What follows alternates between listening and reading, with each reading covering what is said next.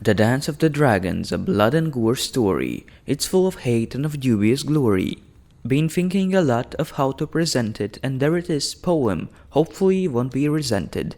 Of course it's not best way by me to be voiced, my accent and diction. Well, I didn't have choice. Now let's take a look at two rival factions, the Greens and the Blacks and their family relations. To follow the route of the kinsley that's tangled, we first have to tie up the strings that are dangled. The Green side consisted of Dowager Queen Alicent Hightower and her father's powerless dream. Aegon, her eldest, Helena, his sister, his wife she was also, in such as blood blister. Two younger brothers they had in relation, Aemond and Daeron, each deserving ovation. Sir Criston Cole, Lord Commander of Kingsguard, he planned and managed Green's schemes for the most part. Alicent's staunchest supporter became he after Rhaenyra the Beauty let him be. Though Criston wore her favor in combat and was her guard till it all went bad. Rhaenyra was leading the party of Blacks, King's lawful heir without any setbacks. Her husband Daemon, King's youngest brother, so her uncle as well, but whom did it bother? Ambitious, amoral, and reckless he was, his own actions therefore he did not discuss. 3 sons of Rhaenyra from Laenor Velaryon, first husband of hers who was slain quite early on. 2 sons from the union with her uncle Daemon, Viserys and Aegon, on whose shoulders lot lay upon. Corlys Velaryon, her first husband's father, was on Black's side too, so was Laenor's mother, Princess Rhaenys, the queen who never was. War gave her chance to change her name thus. So as I listed all major players, let's start storytelling from the ground layers. King Viserys I died in year 29 and 100, in his sleep with the life his majesty parted. Alicent Hightower and Criston Cole, Lord Commander and Queen, were quick at his door. They arrested the witnesses of King's death, locked King's rooms, posted guards, and made sure nothing was heard. They assembled small council and began to discuss how to place crown on the head of late King's eldest son. Though late King spoke clearly before, Rhaenyra, his daughter in the line of succession, shall be put forth. Upon learning those news, Rhaenyra went mad in her rage. Her stepmother and half-brothers wanted her off the stage.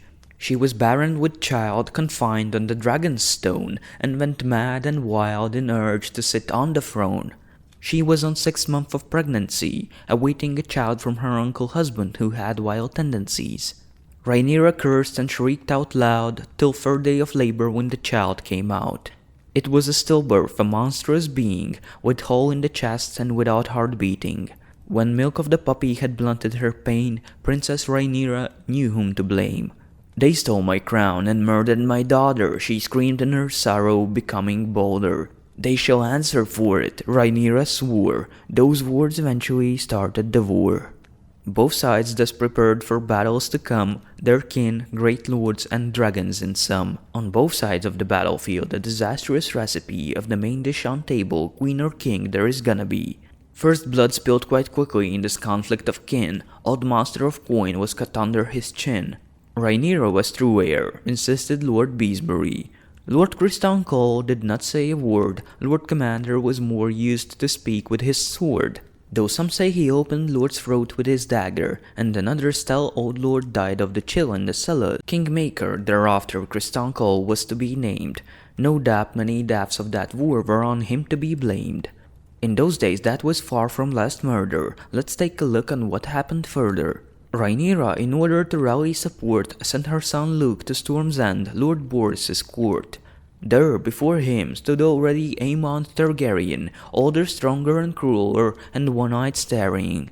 Aemon since childhood hated Lucerys badly, since Luke was the one who cost him his eye years earlier. Lord Borros strictly forbid bloodshed inside his castle, though he said he cared not of what happens after.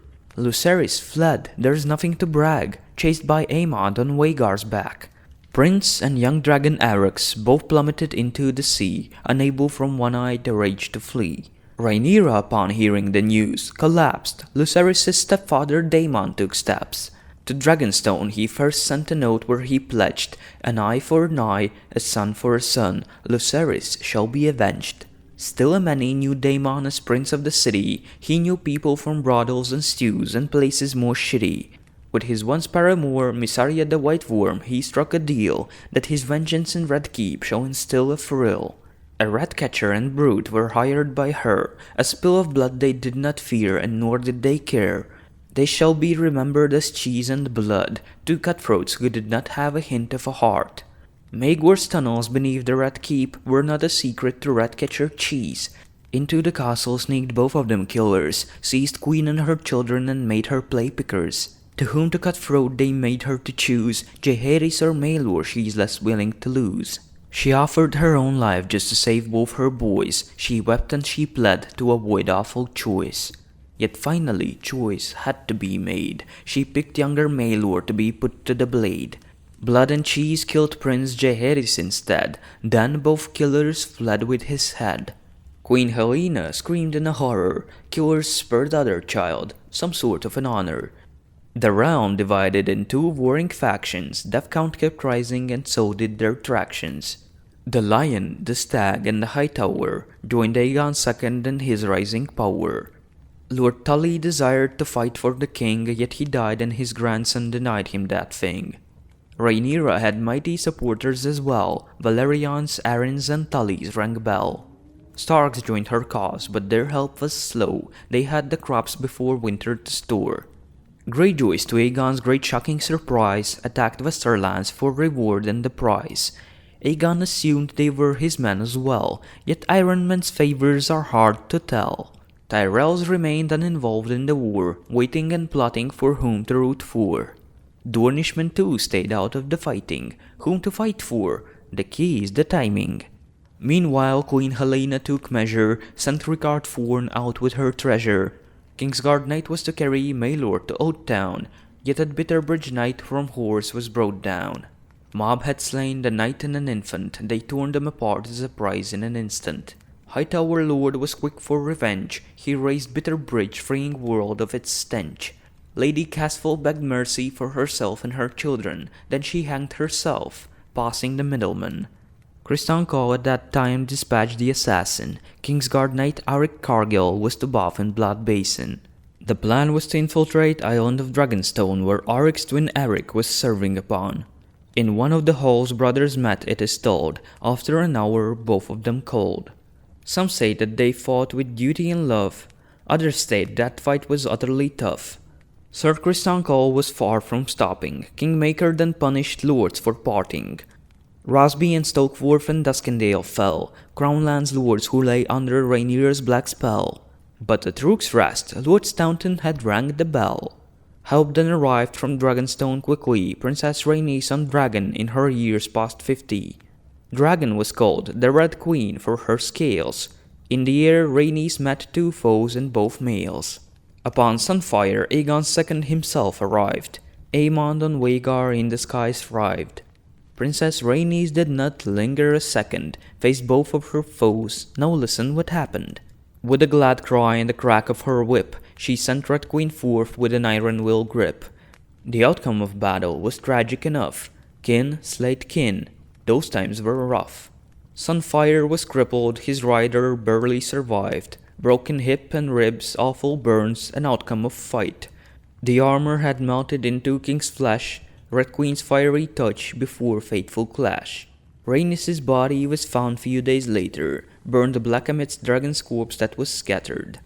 In recovery Aegon spent year of his life, while both sides continued their kinslaying strife.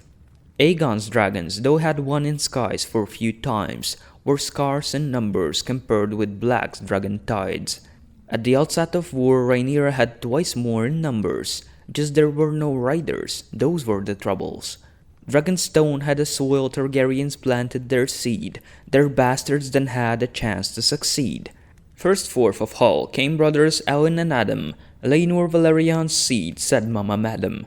Everyone doubted that he was their father, undoubtedly that was Corlys Valerian rather, since Laenor's passion was of different fashion, and Corlys adopted boys without question. Dragon Seasmoke, Laenor's previous mount, claimed was by Adam of Hull as result. Alan had tried to tame the sheep stealer, but had less success and needed a healer. That dragon by girl was eventually tamed, plain base-born young woman, Nettles was named. She fed dragon mutton day after day till Sheepstealer allowed her and him to catch prey. At some point rumors began to spread that Daemon and Nettles were lovers in bed.